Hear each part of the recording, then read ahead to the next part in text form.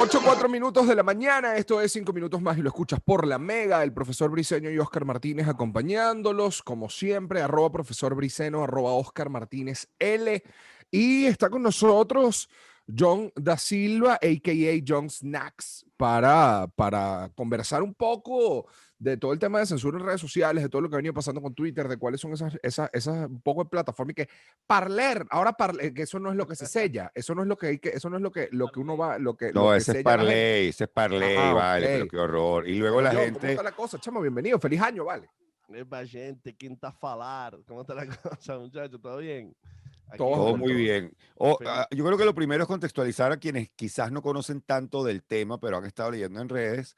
La discusión sobre el poder de las redes sociales tiene dos ángulos y dos aristas, por lo menos en este momento en la palestra política. Uno es el poder de monopolio, que es una discusión que ya tiene el Congreso de los Estados Unidos desde el año pasado bastante tiempo, que tienen a plataformas como Apple que te obligan a cobrar a través de su plataforma, lo cual ha generado, por ejemplo, conflictos con la gente de Fortnite y el tema de la publicidad también, el hecho de que toda la publicidad pasa a través de Google y tú te ves obligado a trabajar con ellos de una manera que muchos califican como un monopolio, es decir, que las opciones fuera de esas plataformas que manejan la publicidad o el mercadeo, en el caso de Amazon, de tus productos, no existe, que se Y quisiera que, hablar. Y y el que otro es el de los también, usuarios. y que ¿Ah? también hay que decir algo porque se nos saltó todo por la confianza excesiva que siempre pasa en este programa. Que bueno, John Snacks, John da Silva, no solamente porque la gente que puede asumir cuando escucha el nombre, los viáticos que le pedían Manuel y Gabo en redes sociales, eso es diferente.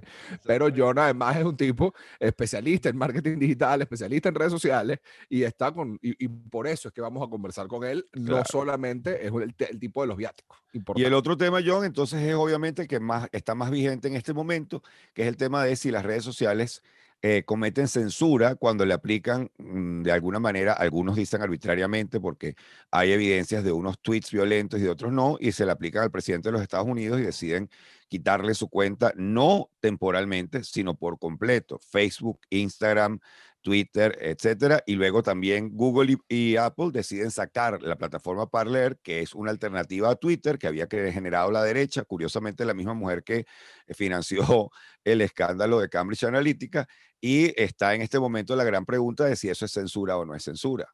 Yo creo que estoy para darle un contexto general y entender un poco de todo. Habría que meter a toda esa reflexión que acabas de hacer el tema del artículo 230. Y esto no lo vamos a meter político, pero sí que lo pensemos.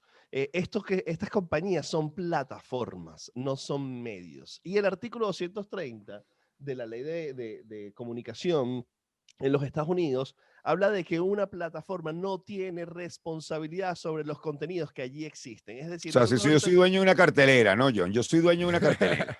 Yo Sí, soy Twitter, yo lo que soy es dueño de una cartelera donde yo tengo claramente. derecho a poner cosas en esa cartelera mientras tú leas las otras cosas que yo te pongo en esa cartelera, que es publicidad, Y etcétera. eso es responsabilidad del tipo que está escribiendo. Nosotros ahorita en Unión Radio, todo lo que nosotros estamos diciendo acá, Unión Radio tiene corresponsabilidad de lo que aquí se dice de manera editorial porque es el medio donde se está transmitiendo la información que usted está escuchando en este instante. Pero en Twitter eso no es así. Twitter dice, mira, ya va, pero es que el responsable es ese señor. Y entonces el artículo 230 tiene como una anécdota que dice que es que tanto Trump como Biden estaban de acuerdo, los dos con ese artículo, desde algo, puntos de vista distintos de por qué estaban de acuerdo, pero sí ya hay una discusión que además está impulsada mucho por los demócratas, es decir, por Biden y todo el equipo que viene de gobierno ahorita, de decirle a las plataformas, o sea, no, señor, usted tiene que cambiar ese artículo, el cabildeo y el gobierno estadounidense, porque las plataformas tienen que ser responsables de lo que dicen. Y viene de la búsqueda de eliminar los fake news post Cambridge Analytica, por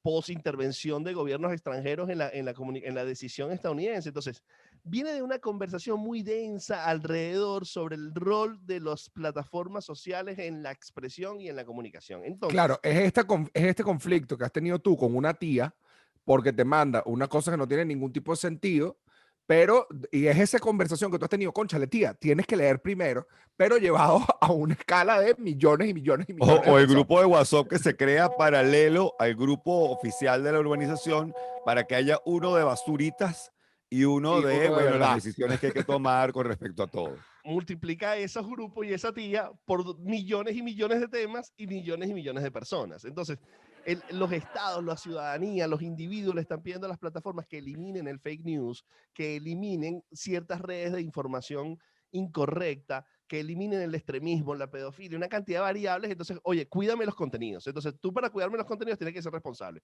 Y ahí empezó una discusión de muchas cosas, muchos temas. Y llega el 2017, donde un señor llamado Donald Trump, que probablemente lo han escuchado por allí en sus redes sociales, dice en relación a una declaración que está haciendo en la ONU, el canciller el cuerpo diplomático de Corea del Norte, él pone un tweet y dice, estos tipos están locos, esto les queda muy poco, algo así, ¿no? O sea, no, el Sí. tweet está escrito específicamente, y Twitter ahí en ese momento dice, ojo, epa, porque el canciller de Corea del Norte, por ese tweet, dice, epa, estos señores nos están declarando la guerra. Entonces Twitter dice, epa, lo que aquí se dice está teniendo implicaciones globales. Entonces aquí hay un issue y hay un tema muy importante. Y luego pasa lo que pasó en mayo de este año, del 2020, donde Trump dice, epa, mira, toda esa elección que se va a hacer por correo y las boletas, eso ya está falseado, eso ya no funciona ni sirve. Y ahí por primera vez Twitter pone una herramienta que ha venido trabajando a través del tiempo, que es un verificador de noticias. Y ahí pone el disclaimer, que ya se hizo famoso, epa, esto que está diciendo Trump como que no es verdad, porque no está verificado. Y empezó y ese mismo día Trump levanta una discusión sobre vetar el poder que tienen las herramientas de hacer este tipo de cosas. Entonces, el momento donde estamos ahorita es un detonador de muchas circunstancias que vienen sobre la discusión social del rol de las plataformas sociales, de llevarlas a medios para que sean responsables de sus contenidos y la preocupación que tiene la sociedad sobre los fake news. Su celo del Congreso, y aquí están las plataformas diciendo, epa, este señor cuando abrió la cuenta, digo este señor como para cualquiera de las personas, cuando abrió la cuenta aceptó mis condiciones y mis condiciones dice que si tú tienes en tus contenidos, estás expandiendo el odio o estás incitando a la violencia, yo tengo que vetarte. Entonces ellos se argumentaron sobre eso. Y esa es la situación de Twitter que luego lo aplicó Facebook e Instagram. Y tú acabas de comentar de Parler, pero también tendríamos que hablar de Stripe. Stripe es una plataforma no popular, porque no es una red social, es una plataforma de cobro. Es decir, probablemente cuando usted está en una página por ahí y compra algo y pasa su tarjeta de crédito, está utilizando Stripe como plataforma.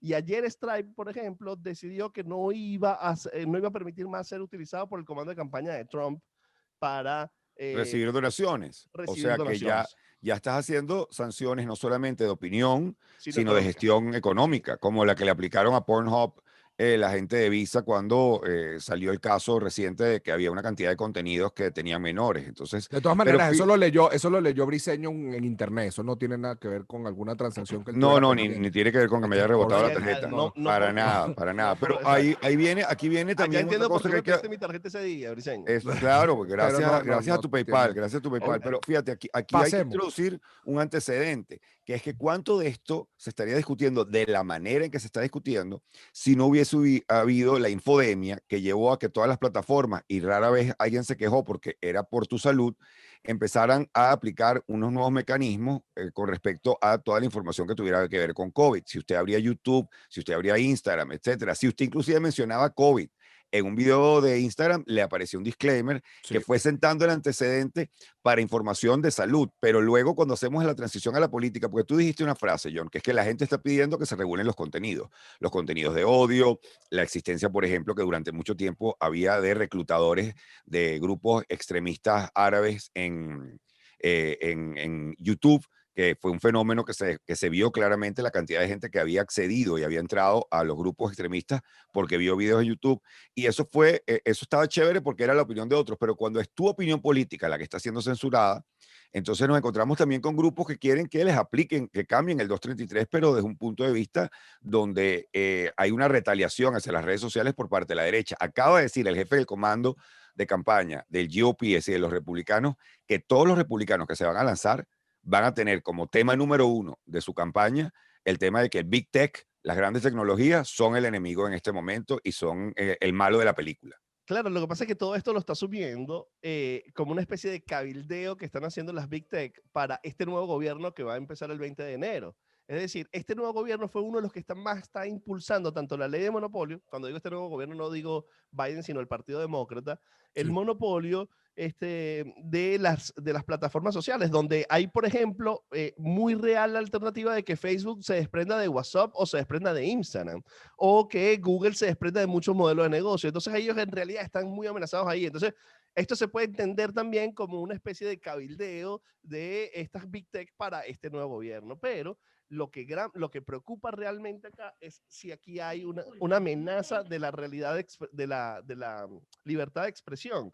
Y ahí ya empiezan a haber más complejidades en el análisis, porque cuando Twitter y ayer los alemanes, que son siempre referencia para la visión política, todo lo que diga Merkel hay que escucharlo, pero ayer los alemanes decían, oye, nos preocupa cómo Twitter tomó unilateralmente la decisión de bloquear la cuenta de Trump. Y Twitter dice, lo que pasa es que tenemos preocupación de que de aquí al 20 haya una incitación a la violencia.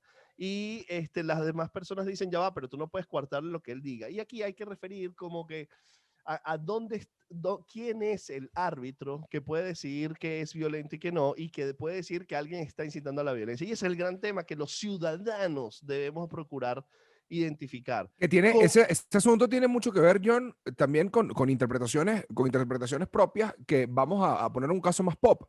Es la interpretación que le da un grupo de personas, por ejemplo, el caso Cavani, que Cavani en un saludo muy Sí, latinoamericano le dijo negrito a un amigo y que sí. gracias negrito por una felicitación y terminó en riesgo su carrera en el Manchester. O sea, por Lo una, multaron $100,000 y 3 partidos tres multados. partidos por una connotación, pero es que la palabra ya va, hay más colores que simplemente el Claramente. propio color negrito.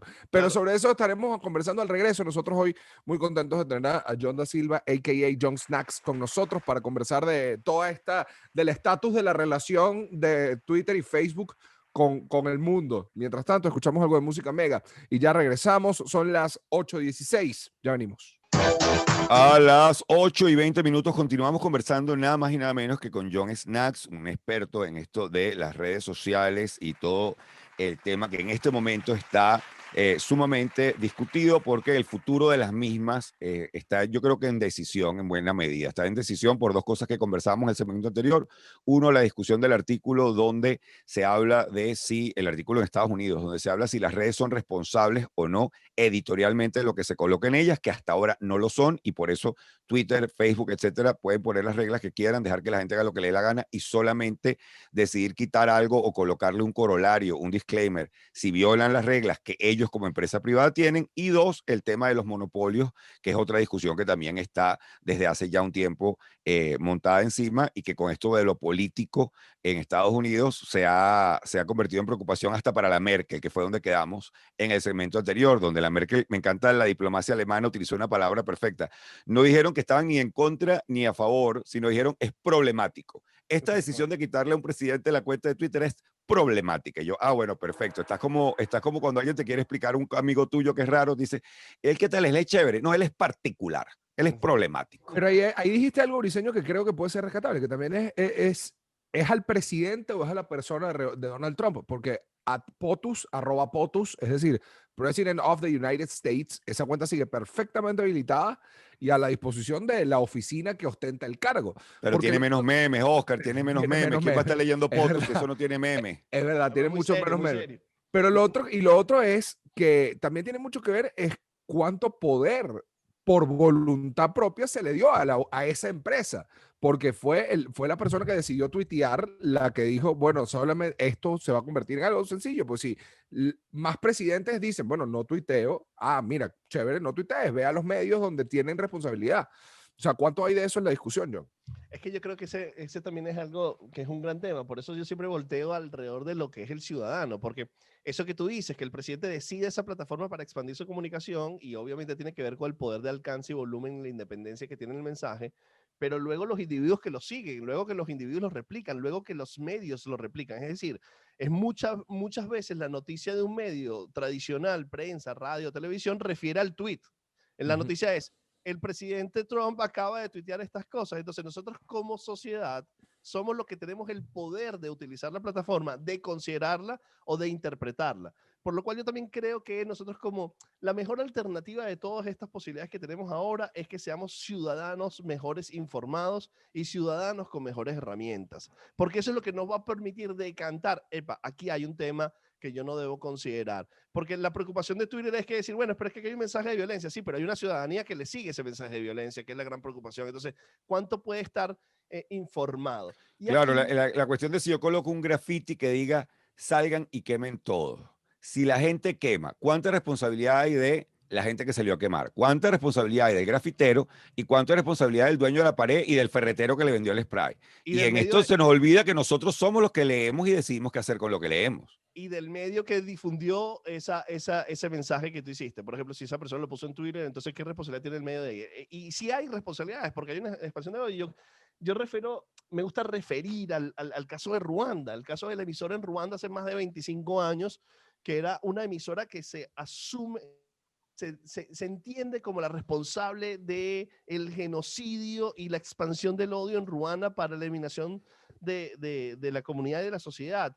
Y allí yo sí creo que había que haber una medida de evitar esos mensajes de odio. Entonces, si tú hubieras evitado esos mensajes de odio en la emisora de radio de Ruanda, y evitado que muchas personas murieran, porque es una invitación explícita a la violencia que sucede allí. Lo pueden ver en la película inglesa Hotel Ruanda, creo que está muy bien representada. Si ahí se hubiera intervenido esa emisora de radio, ¿hubiera habido problemas de libertad de expresión? Probablemente sí. Entonces, ¿dónde está el punto de que la sociedad tenga las herramientas y tenga las reglas claras para determinar que esto es libertad de expresión y que esto hay que cohibirlo? Porque Normalmente es después de una transgresión irreparable. O sea, normalmente después de algo como esto. Así que, uy, pero si, ay, nos claro, y quedamos a es una que tenemos cuarta. que tener reglas claras, Oscar, porque si Sí. no, porque la libertad de expresión no arropa todo. Si tú aquí empiezas a emitir unos mensajes de violencia y a ofender la integridad de una persona, obviamente estás coartando estás coartando la seguridad de ese individuo, por lo cual no deberías de tener libertad de expresión para expandir el odio. Entonces, creo que lo clave y lo que debemos aprender de todo esto es ¿cuáles son las reglas, señores? ¿Cuáles son las reglas de esta compañía? ¿Cuáles son las reglas de la sociedad? ¿Cuáles son las reglas de los medios? ¿Estamos de acuerdo con estas reglas? ¿Quién es el árbitro que va a analizar que esto se incumpla? ¿Por qué ese árbitro está actuando acá? Porque al principio de nuestra conversación dijimos que probablemente lo de Twitter puede ser un cabildeo para tener mejor posición ante lo que vaya a suceder con el artículo 230 o la ley de antimonopolio. Y tú te imaginas que eso sea realmente por lo cual Twitter le quitó la cuenta a Trump. Esto es una hipótesis que no está en lo cierto, pero es una hipótesis.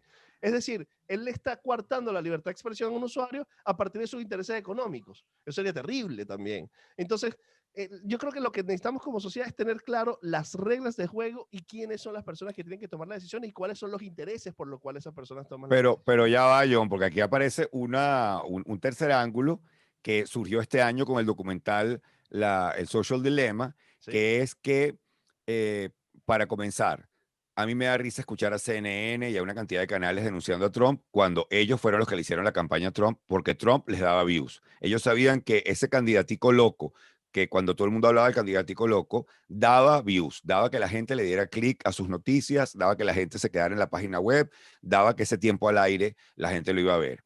Y entonces las redes que alimentaron con algoritmos que buscan la respuesta emotiva, el hecho de que la gente se quedara en las redes viendo más noticias emotivas que no necesariamente son ciertas y que en muchos casos precisamente dejan de ser ciertas para alimentar esa emocionalidad, ahora estén hablando, o sea, me pongo yo de abogado del ciudadano y decir, sí, me estás pidiendo a mí el ciudadano que regule, pero tú durante años me has alimentado porque toda esa gente que fue al Capitolio tiene 4 años siendo alimentada una dieta a través de esas redes. Y a esas redes les encantaba esa dieta porque esa era una dieta de alto azúcar, como decía yo en el editorial de hoy. Es decir, donde la gente, si consumía un tweet de esta cuenta, iba a consumir 20, iba a moverlas, iba a retuitear. Y eso para mí es tiempo de la gente en pantalla, que es lo que yo capitalizo en publicidad. Entonces también hay una hipocresía aquí muy particular de yo creé este monstruo de super emotividad y ahora quiero que los ciudadanos sean racionales en el uso de las redes. Que ya va, hermanito, tú me estuviste dando donas 24 horas al día en el cafetín del colegio, mañana, tarde y noche, y ahora las monjas se están quejando porque, oye, es que estos niños brincan mucho. Bueno, hermano, pero usted no nos ha estado dando donas durante tres tandas al día. Aquí hay también una ironía y una contradicción. y por eso dos cosas importantes. Por eso es que ellos hicieron lo que quisieron, porque nosotros sabíamos a lo que nos enfrentábamos. Ahora hay muchos llamados de atención, entonces nosotros como sociedad, como gobiernos, debemos, epa, ya va, pero si sabemos que estas amenazas existen a través de las redes sociales o algoritmos, tenemos que tener una posición sobre su consumo y su hábito a nivel de leyes e instituciones. Y la gran conclusión de Social Dilemma, la gran conclusión es que tú como individuo tienes que saber que eso funciona así y que eso está trabajando así, y tú tienes que tomar tus propias decisiones de a qué le das le gusta, a qué le das like, cuánto tiempo pasas en la plataforma, entender que por qué la plataforma te está poniendo estos contenidos para tener más criterio, porque al final del día lo que el consumidor es el que decide quedarse una hora allí. Claro. Ahora, lo que pasa es que Social Dilemma lo hace consciente a los consumidores, decirle, epa, tengan cuidado con esto, y allí cada quien de uno de nosotros va a tomar ciertas decisiones. Entonces, aquí hay como que, bueno, yo creo que tenemos por ahí de verdad mucho tiempo para discutir de esto, y lo vamos a tener que discutir mucho tiempo porque nos enfrentamos a cosas que simplemente hace 10 y 12 años no existían. Claro, Nosotros y la no última tenemos tanto pregunta. tiempo, no tenemos tanto tiempo, pero podemos guardar un pedacito más y seguir la conversa. Esa última pregunta la guardamos para la próxima parte de esta conversa con John. Escuchamos algo de música y regresamos porque evidentemente es esa premisa que Briceño y yo hemos discutido tantas veces de es comerte la tercera dona. Tú sabes que te va a hacer daño, pero eres tú el que decide si te comes la tercera dona o no. Tú sabes que 2 es una cantidad, 3 ya es una decisión tuya. Lo que en Escuchamos. ningún momento Oscar Martínez quiere decir que si alguien está interesado en colocar publicidad de donas, nosotros aquí No, estamos para dispuestos a nada, colocarla. Eso pero sí, no por digan que sean favor. 3, Y recomendarán el 3x2. por supuesto. Absolutamente. Escuchamos música y ya regresamos. John Snacks con nosotros. Esto es La Mega. Obviamente algo que va directo a YouTube, esta entrevista que estamos teniendo hoy con John Snacks, expertos en el área de redes, 8:34 de la mañana. Oscar, dejamos si se quiere un tema abierto en el último bloque, ahora que estamos hablando de las redes sociales y todos estos nuevos problemas que se nos han planteado con ellas, que es el de, John, que quién debe hacer la regulación. Gobiernos, como esta reforma del artículo en Estados Unidos que le quita o le pone la responsabilidad editorial a las redes de lo que aparezcan en ellas, o ciudadanos. ¿Y cómo pueden hacer los ciudadanos? Que ya hay una forma que se llama simple y llanamente mercado. Es decir, usted decide, bueno, se sale de esa red y la red cuando ya vea que hay suficientes pérdidas dirá, ya va, yo tengo que tomar decisiones. O qué otros mecanismos tenemos los ciudadanos para influir en lo que aparece o no aparece en las redes y en lo que estamos dispuestos a leer o no allí. Probablemente hay una palabra que lo defina, que es democracia. Y es la idea de que ciudadanos organizados, y además ciudadanos con información, más sus representaciones en los congresos, en las expresiones políticas, logren definir en conjunto cómo son las prácticas que quieren utilizar para utilizar estas herramientas. Ayer tú decías algo económico, Twitter perdió cerca del 6% de su cotización de la acción en Estados Unidos por esta decisión, y Facebook también, es decir, ya tiene un impacto económico. Pero yo creo que definitivamente hay una solución, hay un marco positivo sin duda a futuro, que es que somos más conscientes. Hoy día estamos hablando de esto nosotros acá en este instante en Venezuela, y todo esto lo que va a hacernos a cada uno de nosotros como individuos es ser más conscientes de la responsabilidad que tenemos en el consumo de información, en la información que divulgamos, y en saber, epa, que todo lo que se dice por allí no es verdad, y la implicación de que tiene decir cosas que no sean correctas. Entonces yo creo que asumir, educarnos, responsabilizarnos como individuos para exigir en sociedades, exigir en expresiones políticas como en los congresos, que se discutan espacios como cuáles son las reglas de juego, qué le debo permitir yo como país o no a estas plataformas, qué le debo permitir yo o no a la libertad de expresión. Obviamente la libertad de expresión hay que permitirla totalmente, pero en esas expresiones que se van de la libertad de expresión. Entonces, creo que ya hoy ganamos porque la discusión está en la mesa de muchas casas hablándose sobre el tema. Porque además esto llega en un momento complicadísimo, que es este momento de pandemia, donde tantas cosas se han extrapolado a la vida digital. Porque, a ver, nosotros estamos en este momento justamente trabajando en una plataforma digital que está saliendo al aire en un medio, mientras nosotros estamos tratando de resolver cómo hacer nuestro programa de radio de la misma característica, pero Briseño en su sofá y yo en mi sofá. Y en chores. Y todos en chores, todo el mundo en chores. Entonces, hay como una cantidad de cosas en el medio. Leía casualmente artículos de cuánto había bajado, por ejemplo, la ocupación habitacional en Nueva York. La cantidad de gente que es que, hermano, yo necesito un lugar con patio o terraza, no puedo vivir más solamente viendo otra ventana por la ventana.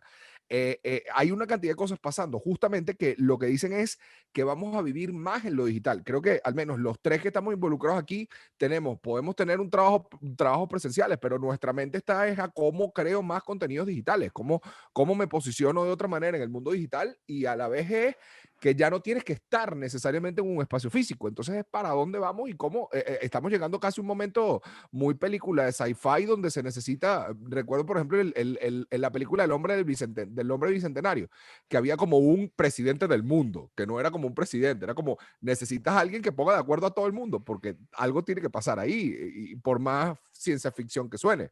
Y es que nos trajimos 5, 7 o 10 años de adelanto tecnológico en meses. O sea, nosotros no teníamos como que bajo ningún concepto que esto fuera así hace un año. ¿Cómo que no va a Y haber comedor más? ¿Cómo que yo no sí, puedo ir más al comedor? Y que ya ya va, va. pero ¿cómo es que tú quieres que yo transmita en mi casa si yo no tengo internet ni micrófono? Ajá. Entonces, tuviste la necesidad de acondicionar un espacio en tu casa. Veo que Briseño le puso LED atrás ahí a la No, yo cosa tengo para que LED, yo te tengo lámpara, yo te tengo Briseño tiene 4 una micrófonos. discoteca. Ya Briseño es Yo, una discoteca. ojo, yo lo empecé a hacer en diciembre del año pasado y cuando llegó la pandemia mi mujer me preguntaba, pero tú sabías algo, tú sabías que iba a pasar una cosa de este. Y digo, no, pero creo No. que ya el tema de los contenidos, mientras más uno controle su producción, tú lo sabes mejor que nadie, John, uno depende menos de otros. Pero te dejo la última pregunta. ¿Realmente uno puede ya controlar? Porque hablamos mucho de educar a la gente para usar las redes, tal, pero cuando uno ve un tipo con unos cachos, unos búfalos mojados, un Jamiroquai, y lo oyes hablar, sobre todo cuando lo oyes hablar, el tipo este que fue al Capitolio, que Sí, tiene sí. una mezcla increíble de todas las teorías de conspiración juntas. O sea, yo lo veo a él y yo siento Y que alguien cachos. enchufó Y su gorro cerebro a con Google, cacho. Facebook y Twitter de un solo golpe. Alguien se enchufó a Twitter, Google y Facebook y él es el producto de eso. Una persona así, o una persona que puede llegar a eso, realmente se le puede pedir que controle su consumo de redes cuando él ya ha convertido eso en su fuente primaria de confirmación de lo que ella quiere creer, no de información, sino de confirmación de lo que ella quiere creer. Hay gente que realmente es recuperable. Es un súper reto, porque yo ni siquiera apunto a que estas personas no tengan la capacidad ni la información, sino apunto de que el ciclo informativo en donde uno puede caer es tan complejo que salir de eso puede parecer verdad. A mí, o sea, por ejemplo, algo tan banal como puede ser que si tú te metes en la red a ver si Messi o Cristiano es mejor y empiezas a consumir cosas de que Cristiano es mejor, a los 25 minutos no vas a tener ninguna duda de que Cristiano es mejor.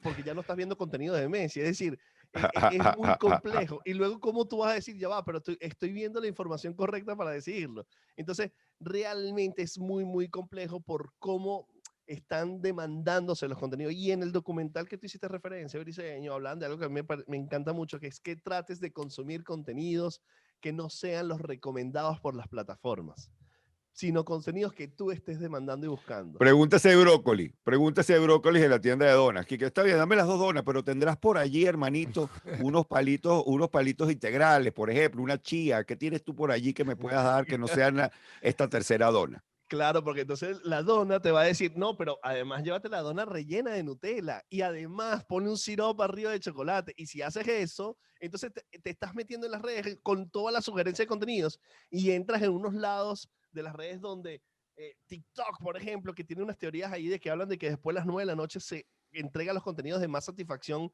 visual y de humor y de Y el sentido algoritmo de la informativo. gente fea y bonita de TikTok a mí me encantaba. Esa teoría me encantaba.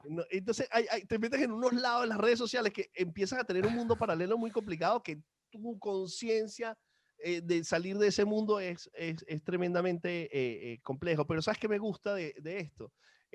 Oscar, la idea de que un ejercicio simpático que es que, por ejemplo, cada uno de ustedes tiene seguidores en sus redes y obviamente esos seguidores los aman y los adoran. Entonces, todo lo que ustedes dicen es genial y entonces ustedes, bueno, que somos maravillosos. Yo mismo, ay, qué chévere soy porque a la gente le gusta lo que digo. Sal de tu red y ponte en otros espacios de gente que no te conoce, de gente que no te sigue. Es picha la burbuja.